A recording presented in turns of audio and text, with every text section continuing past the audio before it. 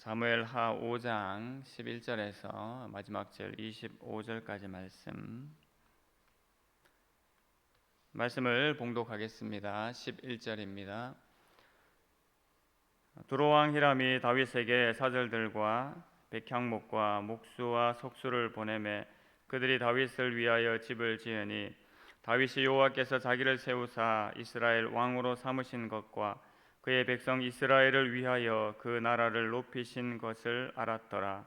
다윗이 헤브론에서 올라온 후에 예루살렘에서 처첩들을 더 두었으므로 아들과 딸들이 또 다윗에게서 났으니 예루살렘에서 그에게서 난 자들의 이름은 삼무아와 소밥과 나단과 솔로몬과 이팔과 엘리수아와 네벡과 야비아와 엘리사마와 엘라다와 엘리벨렛이었더라.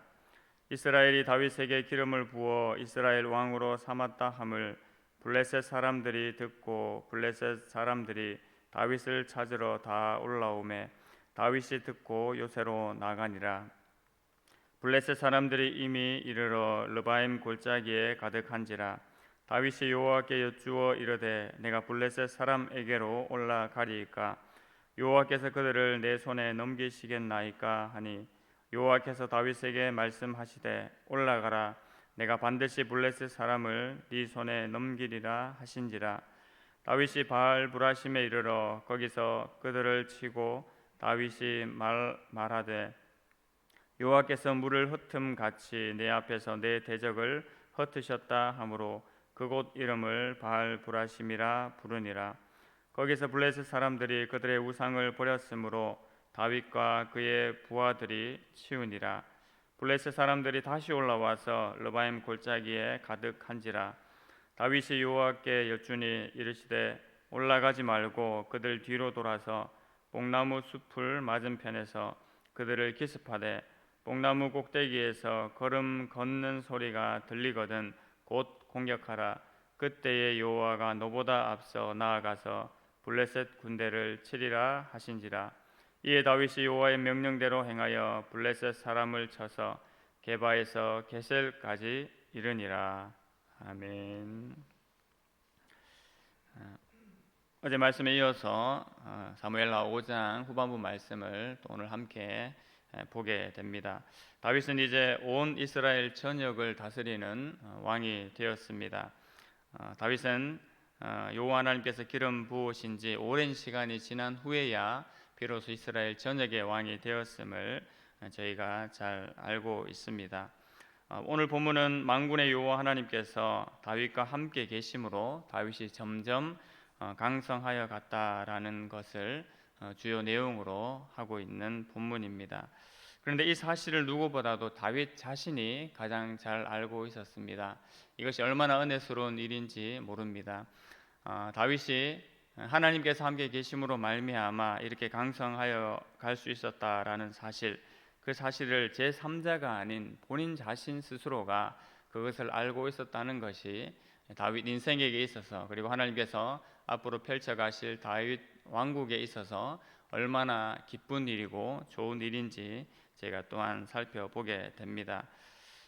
다윗은 하나님의 은혜로 온 이스라엘 왕이 되었고 또 어제 보신 말씀처럼 여부수 족속이 차지하고 있던 그 난공불락의 성 예루살렘 성을 드디어 차지하게 되었습니다. 이제 그 시온성으로부터 하나님의 제사장 나라로서의 은혜가 더욱더 흘러넘치게 될 것이 우리에게 분명히 예상이 됩니다. 본문의 저자는 그래서 다윗이 여호와께서 자기를 세우셔서 그렇게 된 것을 알았다라는 것을 다시 한번 더 강조를 하고 있습니다. 오늘 본문은 앞서 말씀드린 것처럼 하나님께서 세우신 그 다윗 왕이 흥왕함을 누리는 것을 보여주고 있는데요. 첫째로는 두로왕 히람이 건축 자재 또 모든 인부들을 보내어서 다윗 왕궁을 짓게 했다라는 첫 번째 사실입니다. 두 번째로는 다윗이 더 많은 자녀들을 얻게 되었다라는 것을 보여주고 있고요. 제일 마지막으로는 블레셋과의 전투에서 다윗이 두 번이나 전과를 올리게 되는 내용을 오늘 본문에서 알려주고 있습니다. 제일 먼저 두로왕 히람이 사절단을 보내고 또 건축 자재와 인부들을 보내서 다윗 왕궁을 건축하게 되는데요. 이것은 바로 힘 있는 국가로 세워지는 다윗과 이스라엘을 보고 그와 좋은 관계를 유지하기 위한 바로 두로왕 히람의 모습을 우리가 보게 됩니다. 11절에 보시는 것처럼 두로왕 히람이 다윗에게 사절들과 백향목과 목수와 속수를 보내매 그들이 다윗을 위하여 집을 지으니라고 되어 있습니다. 당시 이런 인력들을 보낸다라는 것 쉽지 않은 일입니다만 두로왕 히람은 흔쾌히 이것들을 보내고 심지어 귀한 목재였던 백향목까지 보내어서 다윗의 왕궁을 짓게 하지요. 앞으로의 일들을 생각해서 이렇게 되는 것들입니다. 두로 지역은 무역을 하는 지역이었는데 이 강국인 이스라엘 또 강한 왕이었던 다윗과 좋은 관계를 가지고 있어야지만 앞으로의 모든 그 무역들과 또 앞으로의 일들을 잘 해나갈 수 있었기 때문에 이러한 일들이 일어나는 것은 어떻게 보면 당연한 이치인 것을 생각해 보게 되지요. 그리고 다윗 왕 이후에 솔로몬 시절에 성전을 건축하는 것과도 또 매우 관련이 있는 것을 우리가 알고 있습니다. 다윗은 이처럼 하나님께서 자신을 이스라엘 왕으로 이렇게 세우셨고 또 히람으로부터 이런 어떤 좋은 은혜를 누리는 것, 좋은 혜택을 누리는 것을 단순히 좋은 곳으로만 자신을 위해서 좋은 곳으로만 생각하지 않고 한 가지 더 생각하는 것이 바로 여호와의 백성들을 위하여서 하나님께서 이렇게 하였다라는 사실입니다. 우리가 잘 나갈 때 또 부귀 영화를 누릴 때 단순히 우리가 잘 먹고 잘 사는 것으로 만족하지 않고 그 이후에 더 큰 의미와 목적이 있다라고 깨닫는 것처럼 다윗 자신도 그러했습니다. 단순히 부귀 영화를 누리는 것으로 끝나지 않고 이것은 바로 하나님께서 여호와의 백성들을 위해서 자신을 이렇게 높이셨음을 깨달아 알았다라는 이야기이지요. 여기에서 자기 백성들이라 함은 다윗의 백성들이라기보다 바로 하나님께서 세워주신 하나님의 백성 이스라엘을 이야기한다라고 볼 수 있습니다. 역시 우리도 마찬가지입니다. 하나님께서 우리를 높이시고 또는 우리 공동체를 높이실 때 우리가 분명히 기억해야 될 중요한 한 가지 사실, 바로 하나님의 나라와 하나님의 백성들을 기억하는 삶을 살아야 된다라는 것을 우리 또한 잘 기억을 해야 될 것입니다. 두 번째 단락에 나와 있는 내용들은 앞서 말씀드린 것처럼 다윗의 자녀들에 대한 축복을 이야기를 하고 있죠. 헤브론에서 올라온 후에 예루살렘에서도 또 역시 더 많은 자녀들을 얻게 되는데요. 오늘 본문에는 모두 11명의 이름이 그렇게 나옵니다. 예루살렘으로 올라오면서 더 많은 자녀들을 얻게 되지요. 자녀들을 많이 얻는다라는 것, 특별히 고대 사회에서는 더 큰 축복입니다. 특별히 왕가의 자녀들이 많다는 것 또한 앞으로 왕국을 이끌어가기 위해서 좋은 사람들을 배출할 수 있는 또 여러 가지 위험 요소들을 또 줄일 수 있는 그런 상황이 되기 때문에 자녀들 많이 얻는 것이 축복입니다. 시편 127편 4절 5절에도 자녀의 많음을 이렇게 설명을 하고 있죠. 젊은 자의 자식은 장사의 수중의 화살 같으니 이것이 그 전통에 가득한 자는 복되도다. 저희가 성문에서 그 원수와 말할 때에 수치를 당치 아니하리로다라고 말씀하고 있습니다. 자녀가 마치 그 전통의 화살과 같다라고 이야기를 하면서 그 든든함을 이렇게 얘기를 해주고 있습니다. 한 가문의 자녀의 이 풍성함도 그러한데 한 왕가의 자녀의 풍성함이 또한 얼마나 큰 축복인지를 우리가 알 수가 있겠죠. 그런데 이러한 축복이 있을 때에 그것은 또한 양면적일 수 있다는 사실을 우리가 한 가지 더 생각을 해볼 수가 있을 것 같습니다. 오늘 본문 전반적인 내용은 사울의 강성함, 다윗이 받은 축복을 이야기를 하고 있습니다만 이 본문을 볼 때 우리가 또 한 가지 더 생각을 해보게 됩니다. 많은 처첩들을 둔 것은 사실 모세율법에서 경고하고 있는 내용이지요. 물론 뭐 정략적이고 정체적인 부분들이 있기 때문에 왕가들이 또는 왕국이 그 정도 할 수 있다라는 기본적인 내용들도 있습니다. 하지만 신명기 17장에서는 바로 이 모세가 장차 왕들의 시대가 될 때에 너희가 어떻게 해야 될 것을 분명히 일러주고 있었습니다. 신명기 17장 14절부터 17절까지가 이제 그 내용들을 이야기를 해주고 있는데요. 전반부에서 이렇게 말씀하고 있습니다. 네가 네 하나님 여호와께서 내게 주시는 땅에 이르러 그 땅을 차지하고 거주할 때에 만일 우리도 우리 주위의 모든 민족들 같이 우리 위에 왕을 세워야겠다는 생각이 나거든 반드시 내 하나님 여호와께서 택하신 자를 내 위에 왕으로 세울 것이며 내 위에 왕을 세우려면 내 형제 중에서 한 사람을 할 것이요 내 형제 아닌 타국인을 내 위에 세우지 말 것이며 라고 그렇게 언급을 하고 있습니다. 우리가 늘 잘 아시고 있는 것처럼 이스라엘의 왕은 살아계신 하나님 한 분이시죠. 하지만 너희가 그 때가 되었을 때 우리에게도 인간 왕이 필요하다라는 생각이 들었을 때 굳이 너희가 왕을 세워야 되겠으면 이렇게 하라라는 것을 하나님께서 모세를 통해서 일러 주셨습니다. 그러면서 왕이 해야 될 일, 하지 말아야 될 일을 이야기를 말씀하고 계신데요. 해야 될 것은 당연히 하나님의 말씀, 하나님의 율법을 늘 가까이 두고 그것을 묵상하고 그것대로 행하며 살아라는 것을 행하라고 말씀을 하고 있습니다. 그리고 행하지 말아야 할 것은 바로 병마를 많이 두지 말고 또 아내를 많이 두지 말고 은금을 쌓지 말라고 이야기를 분명히 말씀하셨습니다. 특히 병마를 구하기 위해서 너희가 당시 그 애굽으로 내려가지 말 것을 하나님께서 또한 말씀을 하셨죠. 이 병마, 군사력, 또 은금, 경제력 이러한 것들은 결국 마음을 미혹게 하는 하나님보다 이것들을 더 의지하게 하는 그런 요소를 일으킬 수 있기 때문에 하나님께서 이미 경고를 주셨습니다. 그래서 오늘 본문에 나오는 이 다윗의 아들과 딸들 그 축복을 받게 되었습니다만 사람에게 있어서 이런 축복은 반드시 또 다른 양면성을 가지고 있다라는 것을 우리가 생각을 해볼 수가 있습니다. 마지막 세 번째 단락에서는 다윗이 블레셋을 쳐서 싸워 이기게 되는 내용이 계속해서 나오게 되지요. 블레셋은 다윗이 이제 이스라엘 전체의 왕이 되었다라는 소식을 듣고 다윗을 찾으러 올라옵니다. 한마디로 다윗을 제거하거나 아니면 다윗을 만나서 블레셋과의 확실한 약속을 받아내기 위해서 이렇게 올라온 것이겠죠.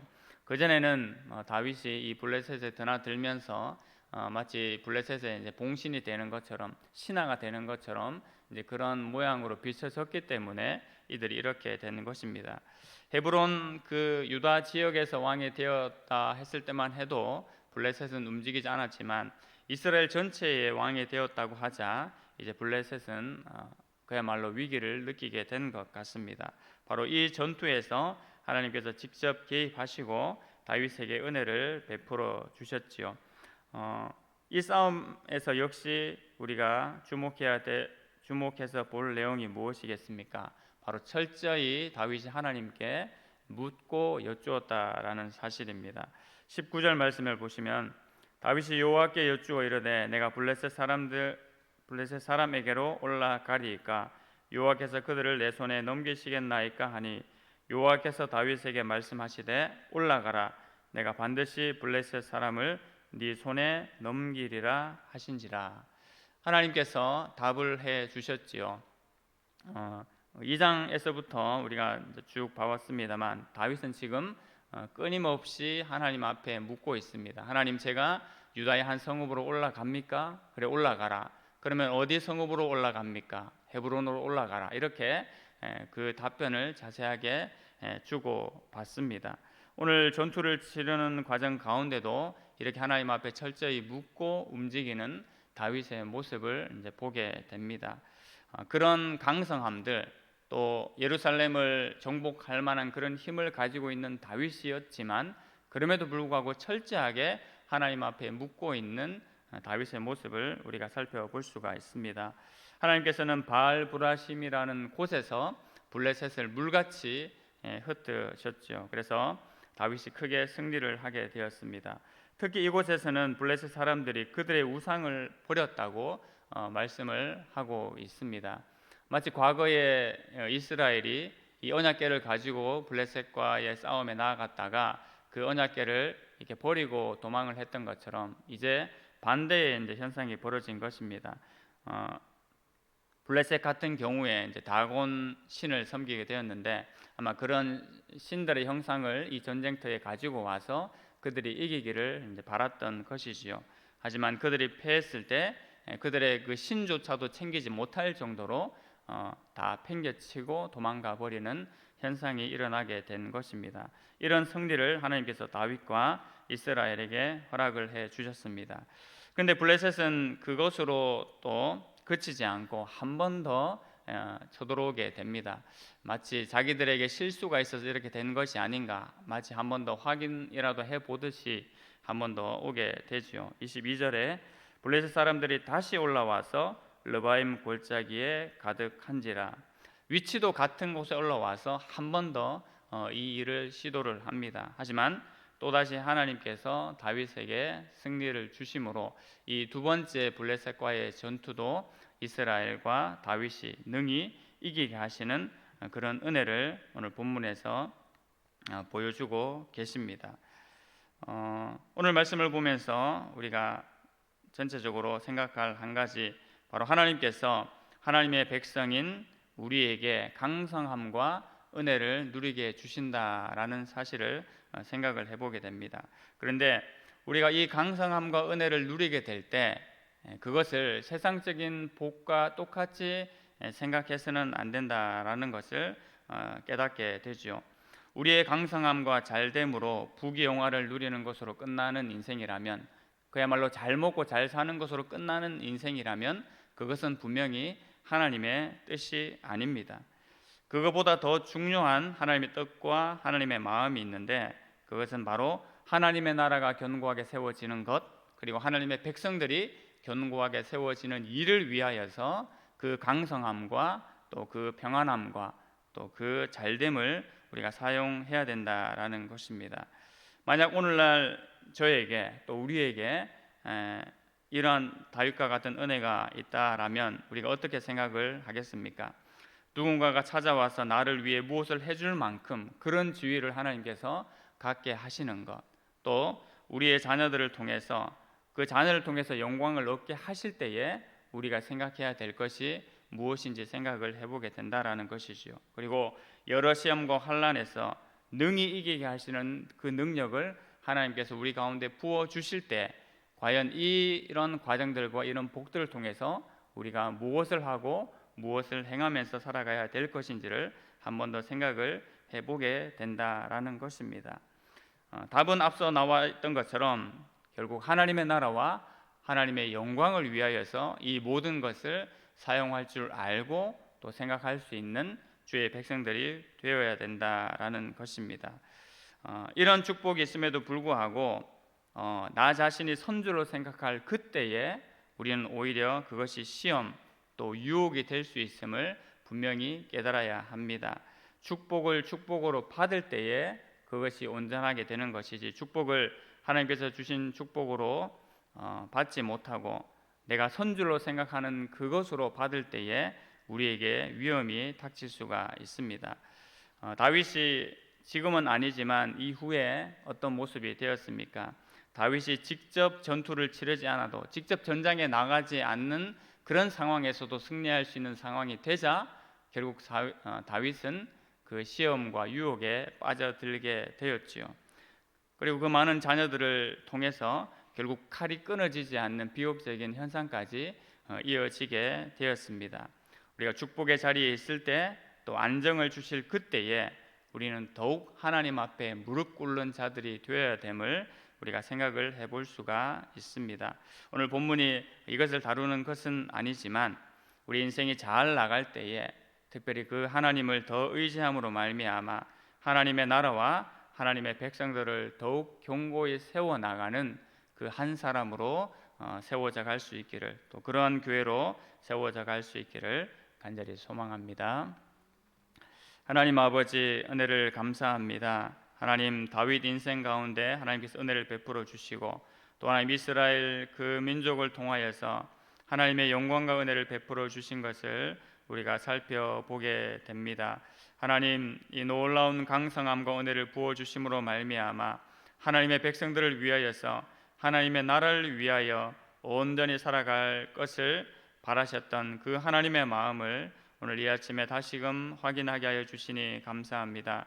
하나님 아버지, 주의 자녀로 살아가는 우리의 심령과 마음 가운데도 늘 하나님을 향한 이 심령과 겸손함과 온전함으로 세워지는 은혜가 더욱더 충만케 하여 주시옵소서. 하나님께서 내 안에 우리 안에 주신 그 강성함들, 평안함들, 온전함으로 말미암아 다른 것에 눈을 돌리지 아니하고 더욱더 하나님의 나라와 하나님의 백성들을 향하여 우리의 시선이 집중되어서 하나님이 기뻐하시는 그 뜻을 온전히 감당하는 우리 주의 백성들과 주의 교회 되게 하여 주시옵소서. 한 주간의 삶을 또한 시작합니다. 은혜 위에 은혜를 더하여 주시고 모든 일정들 가운데 늘 하나님의 은혜가 함께하는 그러한 삶이 우리에게 펼쳐지게 하여 주시옵소서. 우리 다음 세대 가운데도 늘 주께서 인도하여 주시기를 원합니다. 성령 하나님께서 그들의 심령과 마음을 주장하여 주시고 이 세상을 살아가는 삶 가운데 그들의 중심과 그들이 바라보아야 될 중심이 누구인지를 늘 깨닫게 하셔서 우리 하나님과 늘 동행하는 우리 다음 세대 될 수 있도록 주님 역사하시고 인도하여 주시옵소서. 감사를 드리며 예수님의 이름으로 기도드립니다. 아멘.